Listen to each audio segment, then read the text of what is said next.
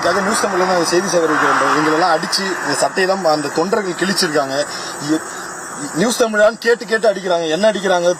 என் கேமராமேனை அடிச்சு அவரு சட்டை இங்க பாருங்க, சட்டையெல்லாம் வந்து கிழிச்சிருக்காங்க. இதெல்லாம் ஃபுல்லா இங்க பாருங்க. நாங்க வீடியோ எடுத்துட்டு இருக்கோம். எங்களை வந்துட்டு எங்க தலைவருக்கு எதிராளி செய்தி போடுறியாடா அப்படின்னு சொல்லிட்டு அடிக்கிறாங்க. தலையில இப்படி தலையிலே அடிக்கிறாங்க. நீ இவனை பாருங்க, வயிற்றுலாம் போட்டு அடிச்சுட்டாங்க. நானும் சொல்றேன், இல்லை நாங்க அப்படி இல்லைன்னு சொல்றோம்.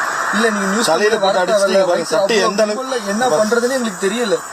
போட்டு சட்டையை கிழிச்சு சேத்துல தள்ளி விட்டு அடிக்கிற மலைக்கு நியூஸ் தமிழா? நீ நியூஸ் தமிழா? சொல்றா நீ கேட்டா எங்க தலைவருக்கு எதிராக நீ செய்தி போடுவியா? எங்க தலைவர் அப்படியா இப்படியா அப்படின்னு சொல்லிட்டு தாவேக்காக நீ ஆதரவா இருக்குன்னு சொல்லிட்டு தலையில முடியல. நான் அழுதுகிட்டு போலீஸ் கிட்ட கெஞ்சினேன், சார் எங்களை அடிக்கிறாங்க சார், மீடியாவை காப்பாத்து. போலீஸ் ஸ்டேஷன் வெளியில அடிக்கிறாங்க, தலையில தலையிலே அடிக்கிறாங்க. இவருக்கு அதோட தண்ணி எடுத்துக்கிறா. டேய் ஐயா, ஹாஸ்பிட்டலுக்கு போவோமா ஐயா?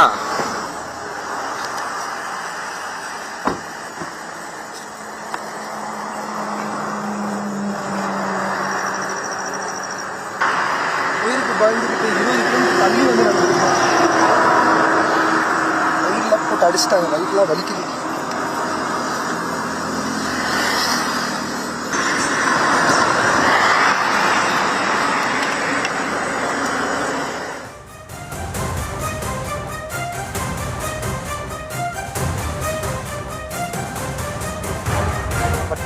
செங்கிப்பட்டி காவல் நிலையத்துல இன்று எதிர்கட்சி தலைவர் உதயநிதி ஸ்டாலின் கைது செய்யப்பட்டு விசாரணையானது நடைபெற்று வந்தது.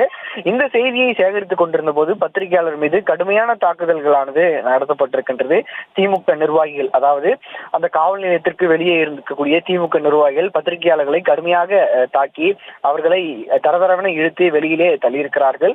உங்களை யார் இங்கே அழைத்தது? உங்களால் எங்களுக்கு என்ன பயன்? உங்களால் தான் இப்போது இருக்கக்கூடிய முதலமைச்சர் விஜய் முதலமைச்சரே ஆனார். அவர் எங்கு சென்றாலும் இங்கு போகிறார், அங்கு போகிறார் போன்ற செய்திகளை தொடர்ந்து பரப்புகிறீர்கள். இதனால் தான் அவர் முதலமைச்சர் ஆனார். தயவு கூர்ந்து இங்கிருந்து வெளியே செல்லுங்கள். எங்களுடைய செய்தியை நீங்கள் எடுக்குவதற்கு உரிமையே இல்லை என்று பல்வேறு தனியார் தொலைக்காட்சியுடைய பத்திரிகையாளர்களை அழைத்து அவர்களுடைய சட்டைகளை கிழித்து அவர்களை கீழே தள்ளி கடுமையான தாக்குதலுக்கு திமுக நிர்வாகிகள் அவர்களை உள்ளாக்கி இருக்கிறார்கள். இந்த சம்பவம் பல கண்டனங்களுக்கு உள்ளாகி இருக்கின்றது. அந்த பத்திரிகையாளர்களை கடுமையாக தாக்கும் போதும் கூட காவல்துறையினுடைய உயர் அதிகாரிகள் அந்த இடத்தில் தான் இருந்தார்கள். ஆனாலும் கூட காவல்துறை உயர் அதிகாரிகள் பத்திரிகையாளர்களுக்கு எந்தவித பாதுகாப்பும் அளிக்கப்படவில்லை.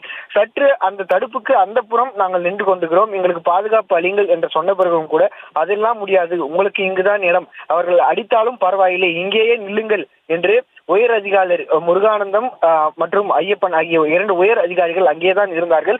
அவர்கள் சார்ந்த காவல் அதிகாரிகளும் அங்கேதான் இருந்தார்கள். பத்திரிகையாளர்கள் மீது கடுமையான தாக்குதலானது நடத்தப்பட்டிருக்கின்றது. இந்த தாக்குதல் கடுமையான கண்டனங்களுக்கும் உள்ளாகி இருக்கின்றது. தற்பொழுது அந்த சம்பவமானது பரபரப்பை ஏற்படுத்தியிருக்கிறது.